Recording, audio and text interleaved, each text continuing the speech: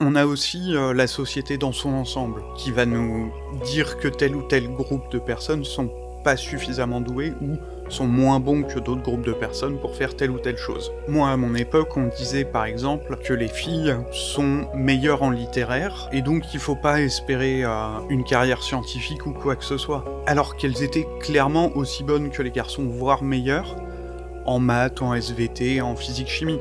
En soi, les stéréotypes, ça peut s'appliquer à tout. Le genre, la couleur de peau, l'origine sociale.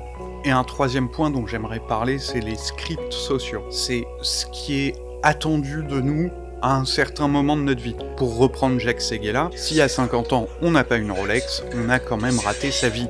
Ces choses-là, ces petites phrases, ces petites attentes, on y fait face au moins une fois dans sa vie, chacun d'entre nous.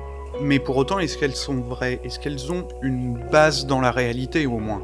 Clairement, non, on sera pas basketteur si on fait 1m50, en tout cas on sera pas basketteur pro. Donc il y a quelques exceptions, mais les préjugés, toutes ces choses qu'on nous dit depuis qu'on est gamin, on peut et on doit les combattre.